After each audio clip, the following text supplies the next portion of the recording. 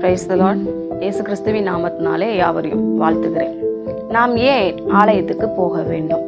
இப்போ வேதத்துல நம்ம பார்க்கிறோம், தாவீது குறித்து சொல்லும் பொழுது கர்த்தருடைய ஆலயத்துக்கு போவோம் வாருங்கள் என்று சொல்லும் பொழுது நான் மகிழ்ச்சியா இருந்தேன், நான் சந்தோஷப்பட்டேன், மன மகிழ்ச்சியா இருந்தேன், சந்தோஷமா அவங்க கூட போனேன் அப்படி சொல்லிட்டு வேதத்துல சொல்லுகிறது, சங்கீதங்கள்ல சொல்லுகிறத நம்ம பார்க்கிறோம். ஏன் நம்ம தேவ ஆலயத்துக்கு போக வேண்டும்?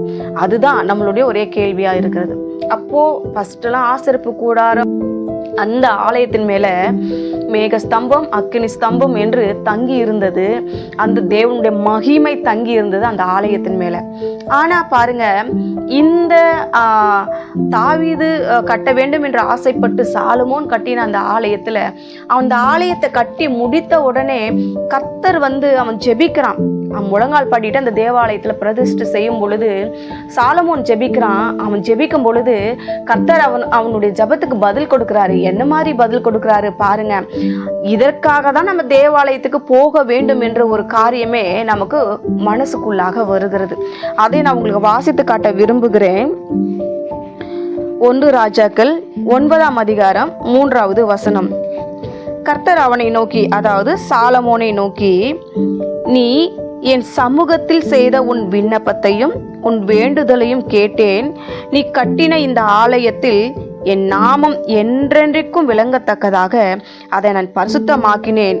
என் கண்களும் என் இருதயமும் எந்நாளும் அங்கே இருக்கும். இந்த ஒரே ஒரு வார்த்தைக்காக தான் நம்ம எதுக்காக போனோமாங்க? தேவாலயத்துக்கு போயே ஆக வேண்டும். ஏன்னா கர்த்தர் தேவ சமூகத்துல தங்கி இருப்பார். அங்க ஆசரிப்பு கூடாரத்துல உடன்படிக்கை பெட்டி இருந்தது. அதற்குள்ளாக கற்பலைகள் எழுதி தேவனுடைய வார்த்தைகள் 10 கட்டளைகள் அங்க இருந்தது. அதனால கேருபீன்களை என்ன வச்சாங்க? அதற்கு காவலாக வைத்தாங்க.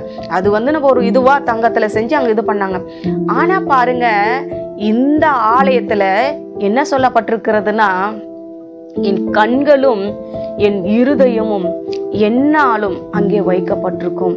இப்போ பாருங்க, நம்ம கண்ணு எதை பார்க்குறோமோ அதை தான் நம்ம யோசித்து இருதயத்துல வைப்போம் இல்லையா? அப்போ நம்ம தேவாலயத்துக்கு போகும் பொழுது கர்த்தருடைய கண்கள் எங்க இருக்கிறதா? தேவாலயத்துல இருக்கிறது. அதே மாதிரி அவருடைய இருதயமும் எங்க இருக்கிறதா? தேவாலயத்துல இருக்கிறது. நம்ம போய் அந்த சபையில இதுங்க அப்படிதான் சொல்லப்பட்டிருக்கிறது. நீ இந்த சபையில ஏறெடுத்த ஜெபத்தை நான் கேட்டேன். இந்த சபையில யாரெல்லாம் ஜெபிக்கிறாங்களோ அவங்க யாரா இருந்தாலும் சரி, அது கர்த்தரை அறிந்தவர்களா இருந்தாலும் சரி, கர்த்தரை அறியாதவர்களா இருந்தாலும், புறஜாதி மக்கள் போக்குவரத்துமா இருக்கிறவங்க, இந்த வழியா போற யாரா இருந்தாலும் அந்த சமூகத்துல ஜெபிக்கும் பொழுது, கரங்களை நோக்கி ஜெபிக்கும் பொழுது என்ன பண்ணப்படுமா? அவங்களுடைய ஜெபம் கேட்கப்படும். இன்னொரு வசனம் சொல்லுகிறது, இதை நான் விரும்பினபடியினால் இங்கே வாசம் பண்ணுவேன். இந்த தேவ ஆலயத்துக்குள்ள எப்போதும் ஆவியானவர் அசைவாடி கொண்டே இருப்பார். அநேக தேவ தூதர்கள் அங்கும் இங்குமாக உலாவிக் கொண்டே இருப்பார்கள். ஏன் தெரியுமா? கர்த்தருடைய இருதயமும் அவருடைய கண்களும் அங்கே வைக்கப்பட்டிருக்கிறது. தேவ பிள்ளைகளே, நம்ம ஆலயத்துக்கு இதற்காக தான் போக வேண்டும் என்று நமக்கு அவ்வளவு திட்டமும் தெளிவுமாய் சொல்லப்பட்டிருக்கிறது. என்னுடைய கண்களும் என் இருதயம் அங்கு இருக்கும். அந்த கண், நீங்க போய் அங்க செபிக்கும் பொழுது நீ வடிக்கிற கண்ணீர், உன்னுடைய புலம்பல், உன்னுடைய வேதனை, உன்னுடைய துக்கம், உன்னுடைய கவலை அத்தனையும் பார்க்கிறது. அது மாத்திரமல்ல, அத்தனையும் உள்வாங்கி தன் இருதயத்திலே வைத்துக் கொள்ளுகிறது. அதனாலதான் நீங்க அந்த ஆலயத்துல போய் செபிக்கும் பொழுது சகலவற்றையும் பார்த்து வைத்து கொண்டதுனால அதற்கான பதில் உனக்கு உடனடியாக கொடுக்கப்படும். அது வைத்துக் கொள்ளப்படும் என்று, ஞாபகத்துல வைத்துக் கொள்ளப்படும் என்று சொல்லப்படுகிறது. தேவ சபையில தேவன் எழுந்து அருள்வார். அந்த பரிசுத்தமான ஓய்வு நாள் கர்த்தருடைய நாள். அவர் எழுந்து அருளுகிற நாள், அந்த இடத்துல மகிமை நிறைந்திருக்கிற நாள், தேவ தூதர்கள் சுற்றிலும் படையெடுக்கிற நாள், பரலோகம் இறங்கி வருகிற ஒரு நாள். அந்த ஒரு நாளை நம்ம மிஸ் பண்ணிட்டு வேற எங்கெங்க நம்ம போய் நம்மளுடைய சந்தோஷமா இருக்க முடியும்?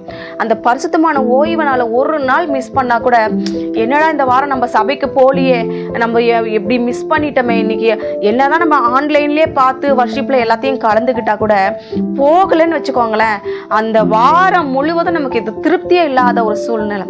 தேவ பிள்ளைகளே, தேவ சபையில அவருடைய கண்களும் அவருடைய இருதயம் இருக்குது. அதனால அங்க என்ன செஞ்சாலும் அத்தனையும் அங்கீகரிக்கப்படுகிறது. அதனால தான் நம்ம தேவாலயத்துக்கு போகிறோம். நீங்க அறிந்து தேவாலயத்துக்கு வரும் பொழுது சகல ஆசீர்வாதங்களையும் உங்க சிரசன் மேல் பெற்றுக்கொள்வீர்கள். செபிக்கலாமா? நல்ல தகப்பனே, இந்த வேலைக்காக நன்றி செலுத்துகிறோம்.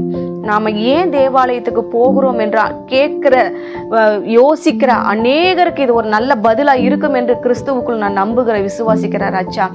எல்லாரும் சபைக்கு வந்து தேவனை ஆராதித்து கர்த்தருடைய நாமத்தை மகிமைப்படுத்தி அப்பா உங்க நாமத்தை அப்பா ஏசப்பா உயர்த்த உதவி செய்யுங்க. அந்த இடத்துல ஏறெடுக்கப்படுகிற அத்தனை ஜெபங்களுக்கு பதில் உண்டு. ஏன்னா கர்த்தர் அதை பார்த்து கேட்டு இருதயத்துல வைத்திருக்கிறார். அது அவர்களுக்கு புரிய உதவி செய்யுங்க. இயேசுவின் நாமத்துல ஜெபிக்கிறோம் பிதாவே, ஆமென்.